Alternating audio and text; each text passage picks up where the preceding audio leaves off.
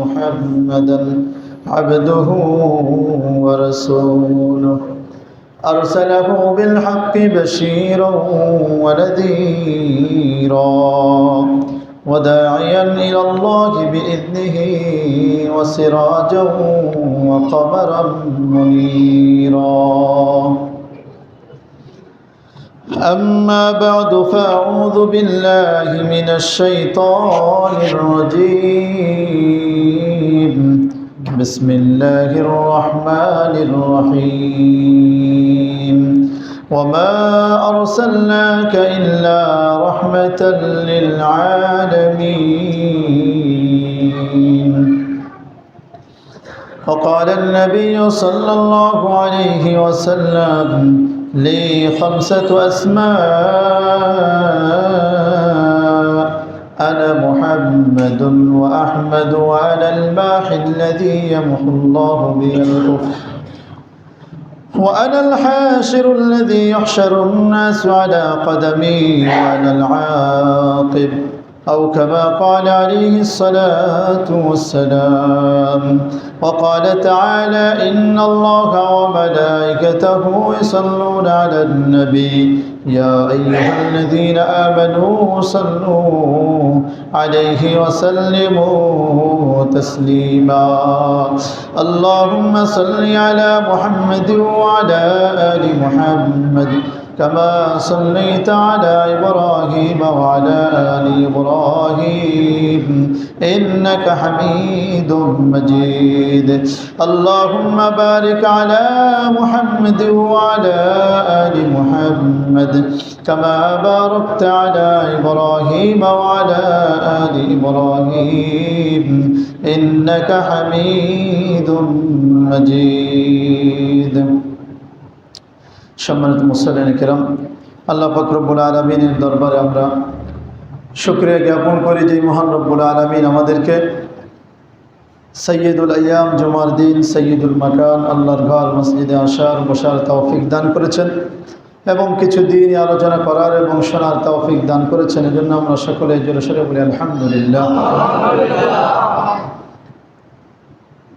গত সপ্তাহে আলোচনা করেছিলাম যে নবীজি সাল্লাল্লাহু আলাইহি ওয়াসাল্লামের জন্ম বৃত্তান্ত নিয়ে, এই জন্মকে নিয়ে জন্মকে কেন্দ্র করে বিভিন্ন বিষয় দুনিয়ার মধ্যে প্রচলিত আছে, এই সকল বিষয় নিয়ে এবং এই জন্মদিন উপলক্ষে আমাদের কি করণীয় কি বর্জনীয় এই বিষয় নিয়ে বিস্তারিত আলোচনা করেছি। তো আজকে ইনশাআল্লাহ নবীজি সাল্লাল্লাহু আলাইহি ওয়াসাল্লামের যেই জিন্দেগির 3টা অধ্যায়, তার প্রথম অধ্যায় ছিল কি ভাই মনে আছে তো? মিলাদুন নবী। নবীজি সাল্লাল্লাহু আলাইহি ওয়াসাল্লামের জন্ম থেকে মিন মিলাদিন নবী সাল্লাল্লাহু আলাইহি ওয়াসাল্লাম ইলা নবুয়তি নবী সাল্লাল্লাহু আলাইহি ওয়াসাল্লাম, অর্থাৎ জন্ম থেকে নিয়ে নবুয়তের আগ পর্যন্ত নবীজি সাল্লাল্লাহু আলাইহি ওয়াসাল্লামের জীবনে কি কি ঘটেছিল সেই সকল বিষয় নিয়ে আলোচনা করা হবে। ধারাবাহিক আলোচনা চলবে, যেহেতু জুমার দিনের সময় কম, এজন্য সব একদিনে আলোচনা হবে না। এরপরে নবুয়তের আগ পর্যন্ত যখন আমাদের আলোচনা হবে, তারপরে নবুয়তের পর থেকে নিয়ে মক্কি জীবন এবং মাদানী জীবন এবং সর্বশেষ ওফাতুন নবী নবীজি সাল্লাল্লাহু আলাইহি ওয়াসাল্লামের ইন্তেকাল সম্পর্কে আলোচনা করে ইনশাআল্লাহ এই সিরাতের আলোচনার ইতি টানবো ইনশাআল্লাহ। আল্লাহ তাআলা আমাদেরকে তৌফিক দান করেন, আমিন। যে নবীজি সাল্লাল্লাহু আলাইহি ওয়াসাল্লাম তিনি সকল নবীদের সরদার, সৈয়দুল মুরসালিন, খাতামুন নবীন, যিনি সর্বশেষ নবী, যার পরে আর কোনো নবী আসবেন না, এবং মর্যাদার দিক দিয়ে সকল মানুষের চাইতে সর্বোচ্চ পর্যায়ে রয়েছেন। সকল নবীদের সরদার, সকল মানুষের চাইতে সর্বশ্রেষ্ঠ মহামানব যিনি, তিনি হলেন আমাদের নবী সাল্লাল্লাহু আলাইহি ওয়াসাল্লাম। তিনি হলেন হযরত আমাদের জাতির পিতা ইব্রাহিম আলাইহিস সালাতু ওয়াস সালামের দোয়ার ফসল, দোয়ার প্রতিফলন, এবং হযরত ঈসা ইবনে মারইয়াম আলাইহিস সালাতু ওয়াস সালামের সুসংবাদের প্রতিফলন। ইব্রাহিম আলাইহিস সালাতু ওয়াস সালাম তিনি দোয়া করেছিলেন। সূরা বাকারার একটি আয়াত আল্লাহ তাআলা বলেন, রব্বানা ওয়াবআথ ফীহিম রাসূলাম মিনহুম ইয়াতলু আলাইহিম আয়াতিকা يتلو عليهم آياتك ويعلمهم الكتاب والحكمة ويزكيهم إنك أنت العزيز الحكيم আল্লাহ তাআলা ইব্রাহিম আলাইহিস সালাতু ওয়াস সালামের এই দোয়াটা এখানে তুলে ধরেছেন সূরা বাকারার 129 নম্বর আয়াতে। ইব্রাহিম আলাইহিস সালাতু ওয়াস সালাম দোয়া করেছিলেন যে আল্লাহ তুমি আমার বংশধরে তাদের মধ্য থেকেই এমন একজন রাসূল আপনি প্রেরণ করুন যিনি তাদেরকে আপনার কিতাব পড়ে শোনাবেন, আপনার কিতাব তাদেরকে শিক্ষা দিবেন এবং যেই রাসূল তার উম্মতকে ওই আল্লিমুহুমুল কিতাব ওয়াল হিকমা, হিকমত শিক্ষা দিবেন, প্রজ্ঞা শিক্ষা দিবেন, ওয়া ইউযাক্কিহিম এবং তাদেরকে সব ধরনের শিরক, কুফর এবং সব ধরনের গুনাহ মাসিয়াত থেকে পবিত্র করবেন। সুবহানাল্লাহ।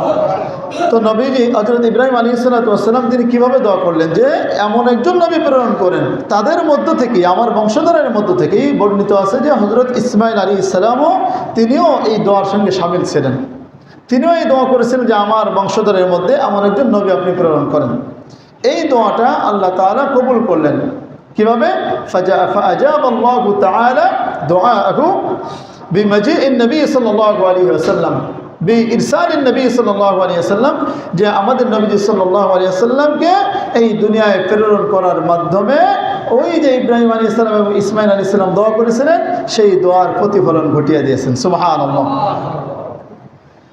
বর্ণিত আছে যে হযরত ইব্রাহিম আলাইহিস সালামের ছেলে ইসহাক আলাইহিস সালাম, আরেকজন হলো ইসমাঈল আলাইহিস সালাম। ইসমাঈল আলাইহিস সালাম থেকে নিয়ে আমাদের নবী সাল্লাল্লাহু আলাইহি ওয়াসাল্লাম পর্যন্ত তার এই বংশধরের মাঝে আমাদের নবী সাল্লাল্লাহু আলাইহি ওয়াসাল্লাম এসেছেন ইসমাঈল আলাইহিস সালামের বংশধর থেকে, আর বাকি যে নবীগণ এসেছেন হযরত ইসহাক আলাইহিস সালামের থেকে, তারপরে তার ছেলে ইয়াকুব আলাইহিস সালাম, তার ছেলে ঈসা আলাইহিস সালাম, এইভাবে ধারাবাহিকভাবে ঈসা ইবনে মারইয়াম আলাইহিস সালাম পর্যন্ত নবীগণ এসেছেন।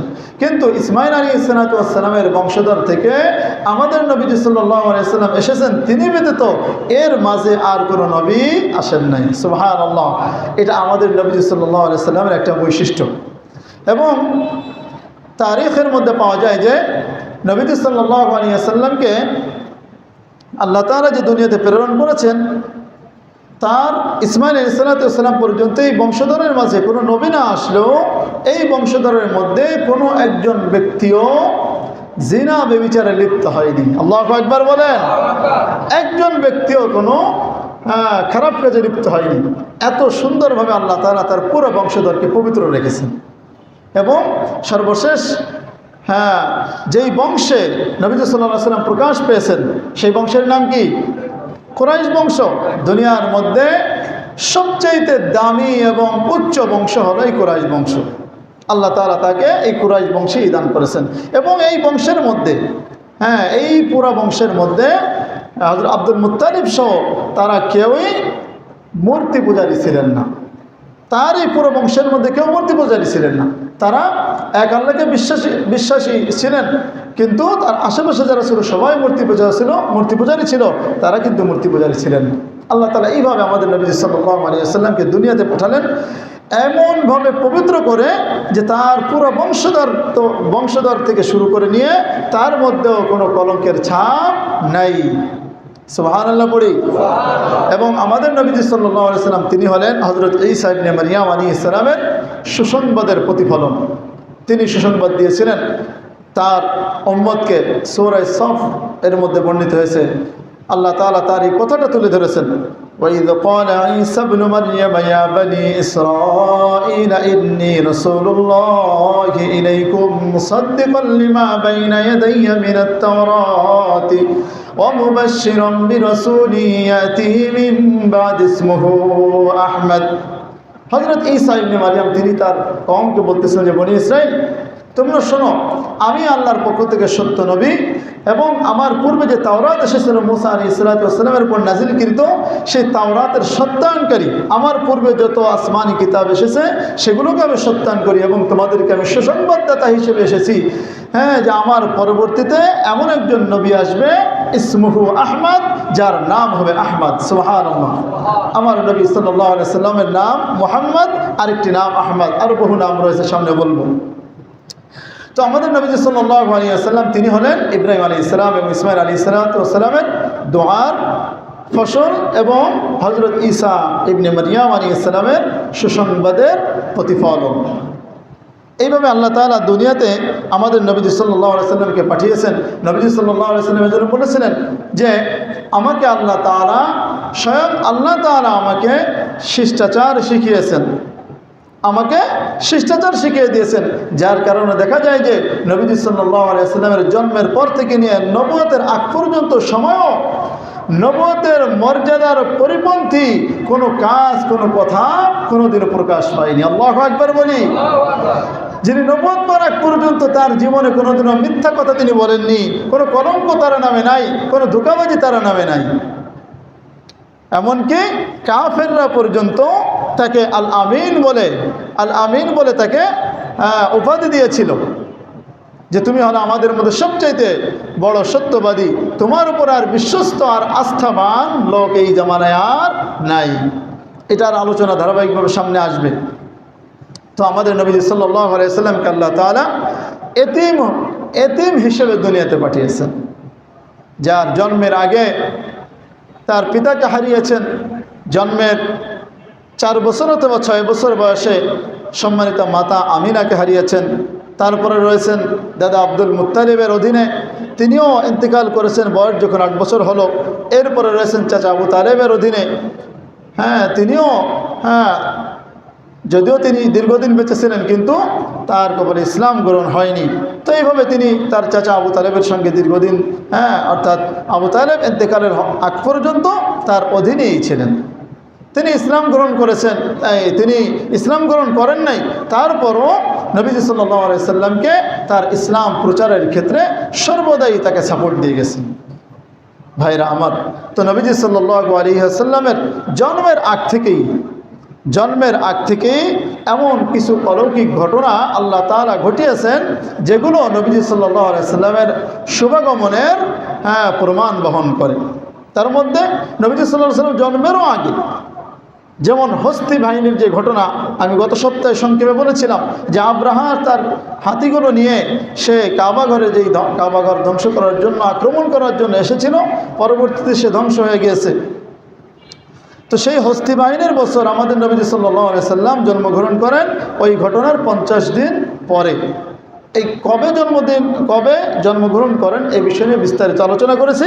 তো এই বিষয় নিয়ে আর নতুন করে আলোচনা নয়, তবে এতটুকু আমরা মনে রাখি যে বিষয়ে কোনো ইখতিলাফ নাই যে নবী সাল্লাল্লাহু আলাইহি সাল্লাম হস্তি ঘটনার 50 দিন পরে জন্মগ্রহণ করেছেন এবং রবিউল আউয়াল মাসের কোনো এক সোমবারে তিনি জন্মগ্রহণ করেছেন। এই বিষয়ে কারো কোনো দ্বিমত নাই, এজন্য এটাই আমরা মনে রাখবো ইনশাআল্লাহ।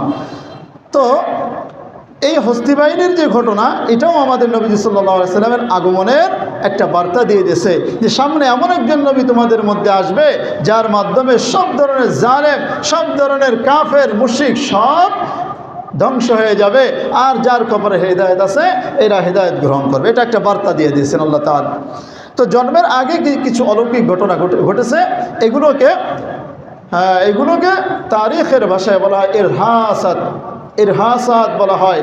আর জন্মের পর থেকে নিয়ে, নবুয়তের পর থেকে নিয়ে যে সকল অলৌকিক ঘটনা ঘটেছে সেগুলোকে বলা হয় মুআজিজা। তো ভাইরা আমার, নবীজি সাল্লাল্লাহু আলাইহি ওয়াসাল্লাম মায়ের পেটে থাকা অবস্থায়ও অলৌকিক ঘটনা, বহু অলৌকিক ঘটনা ঘটেছে। স্বয়ং তার সম্মানিত মাতা আমিনা বিনতে ওহাব তিনি বর্ণনা করেন যে আমার গর্ভে যখন শিশু মুহাম্মদ সাল্লাল্লাহু আলাইহি ওয়াসাল্লাম আসে তখন থেকেই আমার দেহ থেকে সুঘ্রাণ বের হতে থাকে। সুবহানাল্লাহ। যখন থেকে গর্ভে এসেছে তখন থেকেই তার দেহ থেকে সুঘ্রাণ বের হতে থাকে। শুধু তাই নয়, তিনি আরো বলেন যে শিশু মুহাম্মদ সাল্লাল্লাহু আলাইহি ওয়াসাল্লাম যখন আমার গর্ভে আসে তখন আমাকে স্বপ্নে দেখানো হলো যে তোমার গর্ভে এমন একজন সন্তান আসতেছে যে হবে এই পৃথিবীর সকল উম্মতের, সকল মানুষের সরদার। সুবহানাল্লাহ। এবং তাকে স্বপ্নযোগে জানিয়ে দেওয়া হয় যে যখন তোমার এই সন্তান জন্ম লাভ করবে তখন তুমি তাকে তুমি তার নাম রাখবা মুহাম্মদ। সুবহানাল্লাহ বলি, তার নাম রাখবা মুহাম্মদ। আরেকটি বর্ণনায় পাওয়া যায় যে এখান থেকে তো পাওয়া গেল হযরত আমেনা তিনি তার নাম রাখেন স্বপ্নযোগে পেয়ে মুহাম্মদ। আরেকটি বর্ণনা পাওয়া যায়, সেটা হলো দাদা আব্দুল মুত্তালিব, তাকে আল্লাহ তাআলা ইলহাম করে দিয়েছেন যে তার নাম রাখো মুহাম্মদ, তিনি এই নাম রেখেছেন মুহাম্মদ। সুবহানাল্লাহ বিহামদি। তিনি বলেন, তাকে জিজ্ঞেস করা হলো যে এরকম নাম তো ইতিপূর্বে কাউকে রাখা হয়নি, আপনি কেন এরকম নতুন একটা নাম রাখতেছেন? কারণ আরবদের একটা অভ্যাস ছিল যে তাদের সন্তান হলে তাদের পূর্বপুরুষদের কোনো একজনের নামে নাম রাখা। তো নিয়মের বাইরে গিয়ে তিনি নাম রাখলেন। তিনি বললেন যে আমি এই নামটা রাখলাম, আমার কেমন যেন মনে বলতেছে। ইলহাম, দেখেন ইলহাম এক জিনিস, ওহি আর এক জিনিস। ওহি বন্ধ হয়ে গিয়েছে। ওহি মানে হলো জিবরিল আমিনের মাধ্যমে আল্লাহ তাআলা যেটা পাঠান সেটাকে বলে ওহি। আর ইলহাম, এটার দরজা বন্ধ হয়নি, এটা কিয়ামত পর্যন্ত চলবে। ইলহাম মানে হলো আল্লাহ তাআলার পক্ষ থেকে মানুষের অন্তরে ইলকা করে দেওয়া হয়, মানুষের অন্তরে একটা কথা উদয় করে দেওয়া হয়, সেটাকে বলা ইলহাম। তো আব্দুল মুত্তালিবের অন্তরে আল্লাহ তাআলা ইলহাম করে দিলেন যে তুমি তার নাম রাখো মুহাম্মদ। তিনি বলতেছেন আমি এই নাম রেখেছি যাতে করে আমার এই নাতি তার জন্য পৃথিবীর যত মানুষ আছে সকল মানুষ তার সবচাইতে বেশি প্রশংসা করবে। সুবহানাল্লাহ। এবং তিনি এমন ব্যক্তি যে আল্লাহর পরে সবচেয়ে বেশি যার প্রশংসা করা হবে সেই হবে সেই ব্যক্তি। সুবহানাল্লাহ। এবং তিনি আমার আল্লাহর সবচেয়ে বেশি প্রশংসা করবে। সুবহানাল্লাহ বিহামদি। আহমদ মানে হলো সবচেয়ে বেশি প্রশংসাকারী, আর মুহাম্মদ মানে হলো যার প্রশংসা করা হয়। ভাইরা আমার, এইভাবে নাম রাখা হলো। তো নবীজি সাল্লাল্লাহু আলাইহি ওয়াসাল্লামের আরও বহুত নাম রয়েছে, কোরআনের মধ্যেও রয়েছে, হাদিসের মধ্যেও রয়েছে, অনেক সিফাতি নাম রয়েছে। তার মধ্যে সহিহ বুখারীর একটি হাদিসের মধ্যে বলা হয়েছে যে নবীজি সাল্লাল্লাহু আলাইহি ওয়াসাল্লাম তিনি বলেন, قال رسول الله صلى الله عليه وسلم أنا محمد وأحمد وأنا الحاشر الذي يحشر بقدمي يحشر الناس بقدمي وأنا المقفي। নবীজি বলেন আমি হলাম মুহাম্মদ, আমার আরেকটি নাম হলো আহমদ, আমার আরেকটি নাম হলো হাসির, যার মাধ্যমে আল্লাহ তাআলা সমস্ত মানুষকে জমা করবে। অর্থাৎ আমার পিছনে হাসরের দিন সকল মানুষ জমা হবে। এবং নবীজি সাল্লাল্লাহু আলাইহি ওয়াসাল্লাম আরো বলেন আমি হলাম আনাল মাহিল্লাযী ইয়ামহুল কুফরা বি ইয়ামহুল্লাহু বিল কুফরা, যে আমি হলাম মাহি, যার মাধ্যমে আল্লাহ তাআলা পৃথিবীর সকল কুফর শিরককে মিটিয়ে দিবেন। সুবহানাল্লাহ। নবীজি সাল্লাল্লাহু আলাইহি ওয়াসাল্লাম হাদিসের মাধ্যমে আমরা পাঁচটি নাম পাইলাম। এক নম্বর হলো মুহাম্মদ, দুই নম্বর হলো আহমদ, তিন নম্বর হলো মাহি। মাহিউন থেকে এসেছে, যার অর্থ হলো মিটিয়ে দেওয়া। নবীজি বলেন যে আমি হলাম মাহি, আমার মাধ্যমে আল্লাহ তাআলা সকল কুফরকে মিটিয়ে দেবেন। সুবহানাল্লাহ বলি। চার নম্বর হলো আমি হলাম হাসির। হাসির মানে হলো আমার পিছনে সকল মানুষকে হাসরের দিন জমা করা হবে। সুবহানাল্লাহ। আর পাঁচ নম্বর হলো আনাল আকিব। আনাল আকিব, আমি হলাম সর্বশেষ, নবুয়তের দিক দিয়ে সর্বশেষ আগমনকারী নবী, আমার পরে আর কোনো নবী আসবে না। এই পাঁচটি নাম পাইলাম, মুহাম্মদ, আহমদ, মাহি, হাসির, এবং আরেকটা হলো আপনার কি বলে আনাল আকিব। আরেক হাদিসের মধ্যে পাওয়া যায়, সেটার মধ্যে আরও দুইটি পাওয়া যায়, সেটা হলো যে আনা মুহাম্মদ ওয়া আহমদ ওয়া আনাল মুকাফফি, আমি হলাম মুকাফফি। মুকাফফি যে অর্থ আকিবের সেই একই অর্থ, অর্থাৎ আমি হলাম সর্বশেষ নবী, আমার পরে আর কোনো নবী আসবে না। আরও কোরআনের বিভিন্ন আয়াতের মাধ্যমে পাওয়া যায় আমার নবী বাশির, আমার নবী নযীর। এইভাবে অনেক সিফাতি নাম রয়েছে। ভাইরা আমার, এই জন্য আপনাদেরকে আহ্বান করব, সন্তানাদির নাম যখন রাখবো নবীজি সাল্লাল্লাহু আলাইহি ওয়াসাল্লামের এরকম নামের সঙ্গে নাম মিলিয়ে রাখার চেষ্টা করব, তাহলে ইনশাআল্লাহ বরকত পাওয়া যাবে। নবীজি সাল্লাল্লাহু আলাইহি ওয়াসাল্লাম আরো বলেন আমি হলাম নবিয়্যুর রাহমা, আমি হলাম রহমতের নবী। কারণ আল্লাহ তাআলা এক আয়াতের মধ্যে বলে দিয়েছেন যে ওমা আরসালনাকা ইল্লা রাহমাতাল লিল আলামিন, আমি আপনাকে প্রেরণ করেছি গোটা জগৎবাসীর জন্য রহমত স্বরূপ। সুবহানাল্লাহ পড়ি। গোটা জগৎবাসীর জন্য রহমত স্বরূপ। শুধু আল্লাহ তাআলা মুমিনদেরকে খাস করেননি, বরং কিয়ামত পর্যন্ত যত মানুষ আসবে সকল মানুষের জন্য রহমত, সকল মানুষের জন্য রহমত। এই রহমতের বিভিন্ন ব্যাখ্যা রয়েছে। এক নম্বর ব্যাখ্যা হলো যে সকল মানুষদেরকে আল্লাহ তাআলা, এরা যারা কাফের মুশরিক, এরা ঈমান না আনলেও সাথে সাথে পাকড়াও করা হবে না। কারণ পূর্ববর্তী যত নবীগত হয়েছে, যত উম্মতগত হয়েছে, সকলদের ব্যাপারে আল্লাহ তাআলার রীতি ছিল যে তারা যখন কোনো আল্লাহ তাআলাকে মানে নাই, আর যারা মেনেছে দুই ভাগ করে, যে যারা অস্বীকারী কাফের মুশরিকদেরকে একেবারে ধ্বংস করে দিয়েছে। কিন্তু আমার নবী সাল্লাল্লাহু আলাইহি ওয়াসাল্লামকে যারা মানে নাই, তারা নবীর জামানায় ছিল, এখনও আছে, ভবিষ্যতেও থাকবে। এদেরকে আল্লাহ তাআলা সঙ্গে সঙ্গে বা সাথে সাথে এদেরকে ধ্বংস করবেন না। এটা হলো একটা রহমত। আরেকটি রহমত হলো যে নবীজি সাল্লাল্লাহু আলাইহি ওয়াসাল্লাম রহমত স্বরূপ এজন্য যে কিয়ামত পর্যন্ত যত অস্বীকারীরা আসবে তাদের মধ্য থেকেই দেখবেন যে ক্ষণে ক্ষণে তারা এই নবীজি সাল্লাল্লাহু আলাইহি ওয়াসাল্লামের জীবনী পড়ে, নবীজি সাল্লাল্লাহু আলাইহি ওয়াসাল্লামের হাদিস পড়ে, কোরআন পড়ে তারা সময়ে সময়ে ক্ষণে ক্ষণে মুসলমান হয়ে যাবে। সুবহানাল্লাহ। এটা তাদের জন্য একটা রহমত যে তারা ছিল এতদিন অন্ধকারের মধ্যে, এখন কুফর ছেড়ে, শিরিক ছেড়ে তারা জাহান্নামের পথ ছেড়ে এখন জান্নাতি পথ ধরেছে। এইভাবে আরও রহমতের আরও অনেক ব্যাখ্যা রয়েছে। তো বলতেছিলাম যে নবী সাল্লাল্লাহু আলাইহি ওয়াসাল্লামের বহু নাম রয়েছে, এই নামগুলো আমরা রাখার চেষ্টা করব। তো হযরত আমেনা তিনি বলেন যে আমার গর্ভে যখন এই সন্তান আসে তখন একদিন হঠাৎ করে দেখি আমার গর্ভ থেকে একটি আলো বিচ্ছুরিত হলো, যে আলোর মাধ্যমে সিরিয়ার বড় বড় রাজপ্রাসাদ সবগুলো আমার সামনে প্রকাশিত হয়ে গেল। আল্লাহু আকবার বলি। হযরত আমেনা আরও বলেন যখন এই সন্তান আমার গর্ভে আসলো তখন আমি আমার পেট থেকে আমি আলো বের হতে দেখলাম।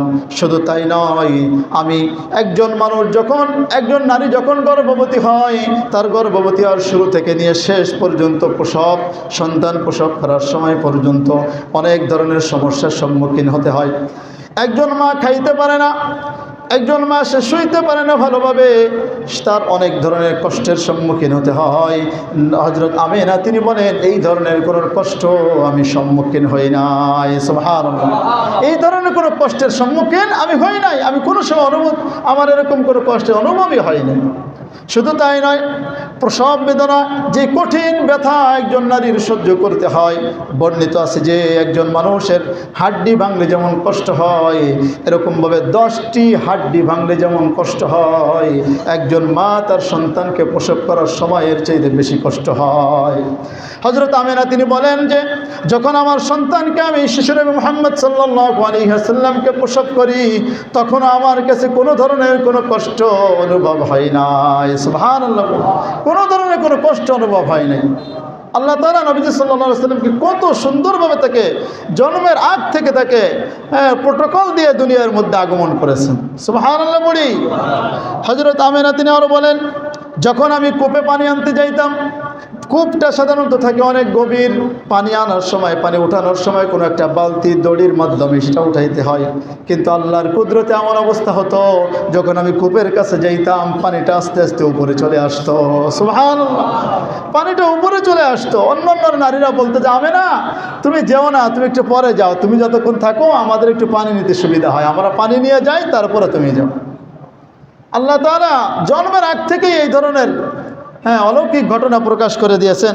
হযরত আমেনা তিনি নিজে বলেন যে সাধারণত একজন বাচ্চা জন্ম নেওয়ার পরে তার গায়ে একটু রক্ত মেখে থাকে, একটু গন্ধ থাকে, কিন্তু আমার শিশুনবী মুহাম্মদ সাল্লাল্লাহু আলাইহি ওয়াসাল্লাম যখন জন্মগ্রহণ করেন, জন্মগ্রহণ করার পরে তার দেহে না ছিল কোনো গন্ধ, না ছিল কোনো রক্ত। সুবহানাল্লাহ। নবীজি সাল্লাল্লাহু আলাইহি ওয়াসাল্লাম যেদিন জন্মগ্রহণ করলেন, তার ঘর যেই ঘরের মধ্যে জন্মগ্রহণ করলেন ওই ঘরটা পুরোটাই আলোকিত হয়ে গিয়েছিল। সুবহানাল্লাহ। কোনো লাইটের প্রয়োজন হয় নাই, কোনো লাইটের প্রয়োজন হয় না, জন্মগ্রহণ করেছেন পুরো ঘর আলোকিত হয়ে গিয়েছে। এটা দিয়ে হয়তো অনেকে বলবে আমার নবী সাল্লাল্লাহু আলাইহি ওয়াসাল্লামকে নূর দিয়ে সৃষ্টি করা হয়েছে। প্রিয় ভাই, এটা নয়। এই যে লাইটের মাধ্যমে আলো হয় না, লাইটের মাধ্যমেই তো আলো হয়, কি বলেন? এটা যদি বোঝেন সহজ হবে। এই লাইটের মাধ্যমে আলো বের হয়, কিন্তু এর মানে কি এই লাইটটা আলো দিয়ে তৈরি? তাহলে একজনের মাধ্যমে নূর প্রকাশ পাইতে পারে, কিন্তু এর মানে এই নয় যে তাকে নূর দিয়ে বানানো হয়েছে, যে এটা ভিন্ন বিষয়, এদিকে আমি যাব না। তো ভাইরা আমার মনে রাখতে হবে, সঠিক আকীদা পোষণ করতে হবে যে নবীজি সাল্লাল্লাহু আলাইহি ওয়াসাল্লাম সকল মানুষকে আল্লাহ তাআলা হুয়াল্লাযী খালাকাকুম মিন তুরাবিন, আল্লাহ বলেন তোমাদের সবাইকে আমি সৃষ্টি করেছি মাটি থেকে। এরকম আরও অসংখ্য আয়াত রয়েছে, ডাইরেক্ট মাটি শব্দ ব্যবহার করেছেন আল্লাহ তাআলা। তো ভাইরা আমার, নবীজি সাল্লাল্লাহু আলাইহি ওয়াসাল্লাম যখন জন্মগ্রহণ করেন, সন্তান জন্মগ্রহণ করলে তার নাড়ি কাটা লাগে কিনা? নাড়ি কাটা লাগে, কিন্তু আমার নবী সাল্লাল্লাহু আলাইহি ওয়াসাল্লামের নাড়ি কাটা লাগেনি। অটোমেটিকলি এইভাবে আল্লাহ তাআলা এইভাবে কর্তৃত অবস্থায় দুনিয়াতে পাঠিয়েছেন। সুবহানাল্লাহ। নাড়ি কর্তৃত অবস্থায় ছিল, এমনকি নবীজি সাল্লাল্লাহু আলাইহি ওয়াসাল্লাম তিনি খতনা অবস্থায় দুনিয়াতে এসেছেন, যেটা সমস্ত নবীদের সুন্নাত। সমস্ত নবীদের সুন্নাত, এটা তিনি খতনা অবস্থায় এসেছেন দুনিয়াতে, আসার পরে আমার নবীকে কত সুন্দরভাবে সেভ করেছেন যে তার সতর পর্যন্ত কেউ দেখতে পারবে না। এই জন্য ভাইরা আমার, কেমন নবী আমরা পেয়েছি এটা যদি আমরা অনুধাবন করতে না পারি তাহলে আমরা আসলে তার উম্মত নামে কলঙ্ক। যেই নবী সাল্লাল্লাহু আলাইহি ওয়াসাল্লামকে দুনিয়াতে আসার আগমনের আগ পর্যন্তই আল্লাহ তাআলা কত ধরনের অলৌকিক ঘটনা ঘটিয়েছেন, অথচ সেই নবীকে আমরা চিনলাম না, সেই নবীকে আমরা সঠিকভাবে ভালোবাসতে পারি না। কিসের উম্মত হলাম আমরা ভাইরা আমার? এজন্য আমার নবীকে ভালোবাসার দরকার আছে না নাই? সঠিক পদ্ধতিতে আমরা ভালোবাসবো। আল্লাহ তাআলা আমাদেরকে তৌফিক দান করেন। জন্মের পরপরই নবীজি সাল্লাল্লাহু আলাইহি ওয়াসাল্লাম 2 হাত ভর করে আকাশের দিকে তাকিয়েছেন। 2 হাত ভর করে কোনো সন্তান জন্মের পরে ভেবে বসতে পারে না। 2 হাতে ভর করে তিনি আকাশের দিকে তাকিয়েছিলেন। হযরত আমেনা তিনি এভাবে বর্ণনা করতেছিলেন যে যখন আমার সন্তান জন্মগ্রহণ করে তখন পারস্যের তারা অগ্নি পূজা করতো। তারা ছিল পারস্যবাসী না, তারা ছিল অগ্নি পূজারী। এদের 1000 বছর ধরে জ্বলতে থাকা আগুন এই রাতে হঠাৎ করে নিভে গিয়েছিল। আল্লাহু আকবার বলি। 1000 বছর ধরে যে আগুন নেভে নাই, সেই আগুন আমার নবী সাল্লাল্লাহু আলাইহি ওয়াসাল্লামের আগমনের রাত্রে নিভে গিয়েছিল। এই রোম এবং পারস্যের তাদের প্রাসাদের বড় বড় 14টি গম্বুজ এই রাতে ভেঙ্গে গুড়িয়ে গিয়েছিল। সুবহানাল্লাহ বলি।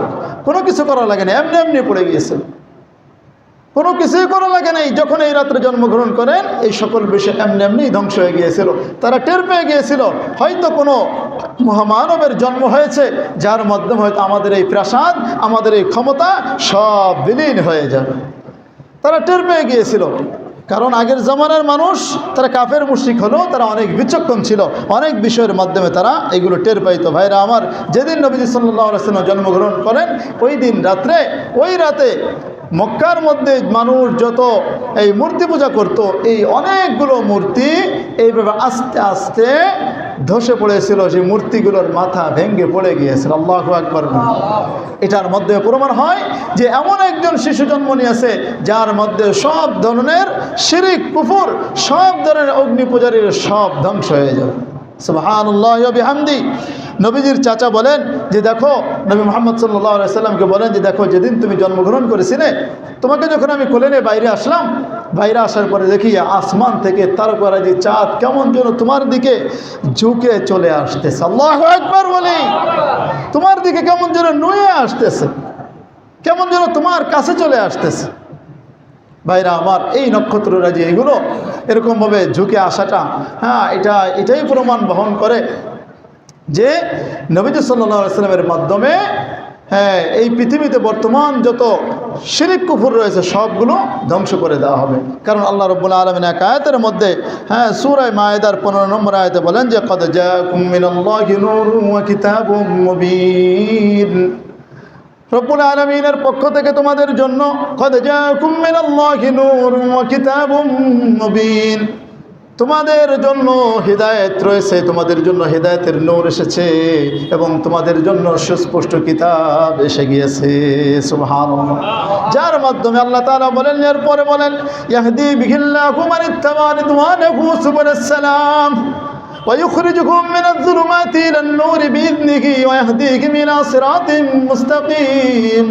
আল্লাহ তাআলা বলেন, যেই নূরের মাধ্যমে, যেই হিদায়াতের মাধ্যমে, যেই কোরআনের মাধ্যমে, যেই সুস্পষ্ট কিতাবের কথা যে তোমাদেরকে বলা হলো, এই কিতাবের মাধ্যমে ওই সকল ব্যক্তিদেরকে আল্লাহ তাআলা হিদায়াত দান করবেন যারা তার রবের সন্তুষ্টি কামনা করে এবং তাদেরকে আল্লাহ রাব্বুল আলামিন যে শিরিক কুফুরের এই অন্ধকারের অমানিসা থেকে বের করে হিদায়াতের আলোর দিকে নিয়ে আসবেন। সুবহানাল্লাহ। সুবুলাস সালাম, শান্তির পথ সমূহে তাদেরকে আল্লাহ তাআলা পরিচালিত করবেন। ওয়াহদি বিহি ইলা সিরাতিম মুস্তাকিম। আল্লাহ রাব্বুল আলামিন এই সকল ব্যক্তিদেরকে সিরাতে মুস্তাকিমের পথে পরিচালিত করবেন। সুবহানাল্লাহ। এজন্য রবের সন্তুষ্টি আমরা চাই তো ইনশাআল্লাহ। রবের সন্তুষ্টি যদি আমরা চাই তাহলেই আমরা কোরআনের মাধ্যমে হিদায়াত পাইব। আর যদি আমরা রবের সন্তুষ্টি না চাই তাহলে কোরআনের মাধ্যমে পথভ্রষ্ট হইতে হবে। সূরা বাকারার একটি আয়াত আল্লাহ তাআলা বলেন, ইউদিল্লু বিহি কাসীরা ওয়া ইয়াহদি বিহি কাসীরা। আজকে ইশার পরে যখন তাফসীর হবে এই আয়াতের বিস্তারিত ব্যাখ্যা করা হবে। সেখানে বলা হয়েছে কোরআনের মাধ্যমে আল্লাহ তাআলা কাউকে হেদায়েত দান করেন, আর এই কোরআনের মাধ্যমে আল্লাহ তাআলা কাউকে পথভ্রষ্ট করে দেন। পথভ্রষ্ট করে দেন কাদেরকে? আল্লাহ বলেন ওমা ইউদিল্লু বিহি ইল্লাল ফাসিকিন, এরা হলো পাপিষ্ঠ, এরা হলো মুনাফিক, এরা হলো কাফের মুশরিক যারা, এদেরকেই আল্লাহ তাআলা এই কোরআনের মাধ্যমে পথভ্রষ্ট করে দেন।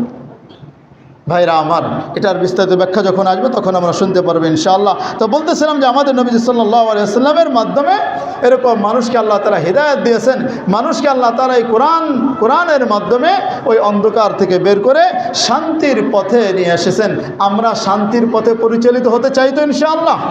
যদি চাই তাহলে আমাদের কি ধরতে হবে ভাই? নবী সাল্লাল্লাহু আলাইহি ওয়াসাল্লাম যেটা রেখে গিয়েছেন তার গোটা জীবনীতে যে সিরাতের মাধ্যমে যেটা তিনি রেখে গিয়েছেন সেটা হলো 1 নম্বর কোরআন, 2 নম্বর হলো সুন্নাহ। বেদায়েতের ভাষণে যেটা তিনি বলে গিয়েছেন। ভাইরা আমার, তো বলতেছিলাম নবী সাল্লাল্লাহু আলাইহি ওয়াসাল্লাম এরকম জন্মের সময় অনেকগুলো অলৌকিক ঘটনা ঘটেছে যেটা তার মায়ের মুখ থেকে আমরা শুনলাম। তো এই সকল ঘটনাগুলোকে তারিখের ভাষায় বলা হয় ইরহাসাত।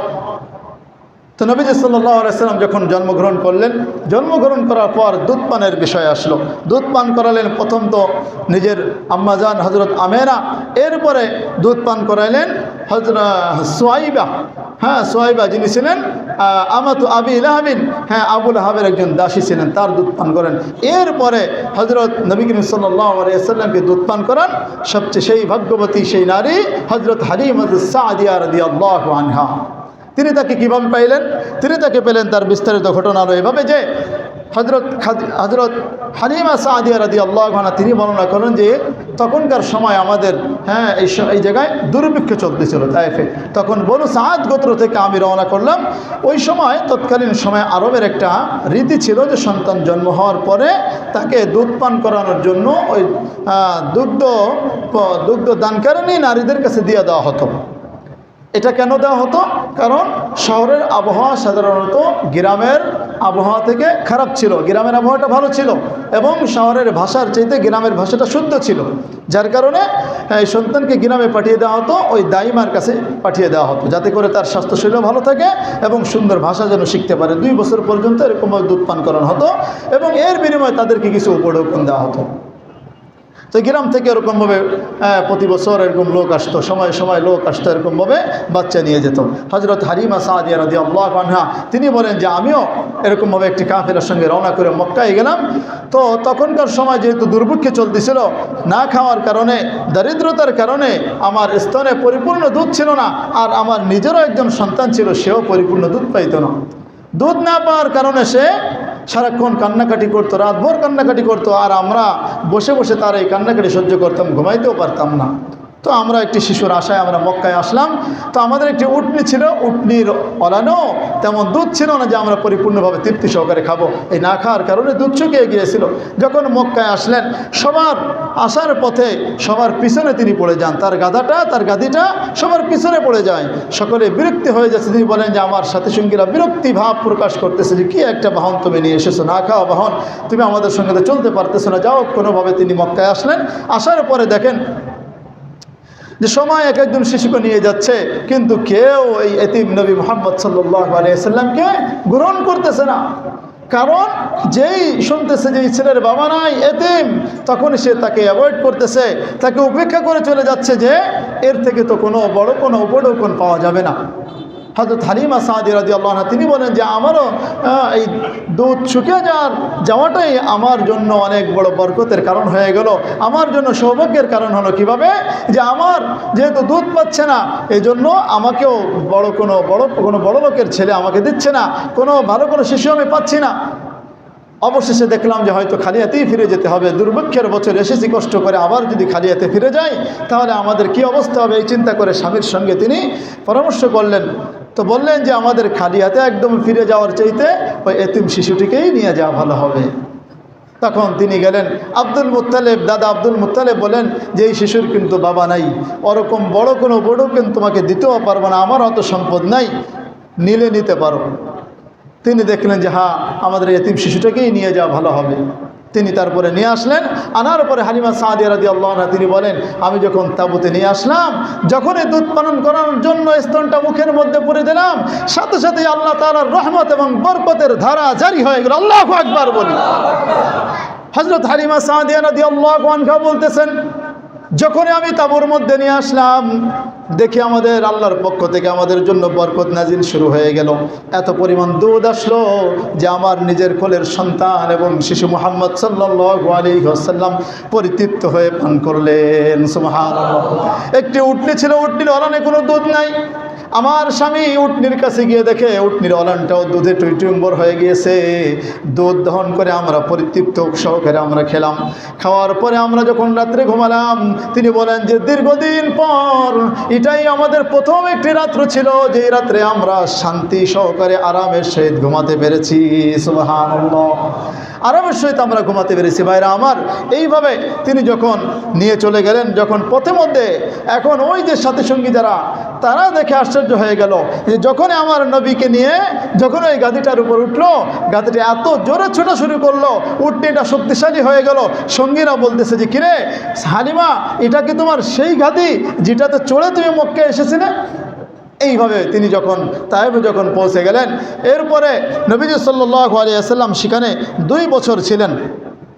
2 বছর থাকার পরে নবীজি সাল্লাল্লাহু আলাইহি ওয়াসাল্লামের বয়স যখন 2 বছর হয়, দেখেন স্বাভাবিকভাবে নবীজি সাল্লাল্লাহু আলাইহি ওয়াসাল্লামের গ্রোথ অনেক ভালো ছিল, অনেক উন্নত ছিল। 2 বছর হলেও দেখা যাচ্ছে কেমন যেন 3 থেকে 4 বছর বয়সী বাচ্চা। সুবহানাল্লাহ পড়ি। তো এই 2 বছর বয়সে তিনি যখন বাড়িতে আনলেন, বলে আমি বাড়ি আনার পরপরই দেখা যায় এখানেও বরকতের ছড়াছড়ি। সুবহানাল্লাহ পড়ি। বলে যে আমার বকরিগুলো দেখা যাচ্ছে যে দুধে টুইটুম্বর হয়ে গেল। আমার বকরিগুলো চড়ানো হয়, অন্য ব্যক্তিরাও তাদের বকরিগুলো চড়ায়, আমার বকরিগুলো পেট ভরে বাড়িতে ফেরে, আর তাদের বকরিগুলো দুর্ভিক্ষের বছর তো ঘাসও পাওয়া যায় না, তখন ঘাসগুলোও মরে গেছে, কিন্তু তাদের বকরিগুলো না খাওয়া অবস্থায় বাড়িতে ফেরে। তারা বলে দেয় যে হালিমার বকরিগুলো যেখানে চড়ায় তোমরাও তোমাদের বকরিগুলো রাখালদেরকে বলে দেয় সেখানে তোমরা চড়াবা।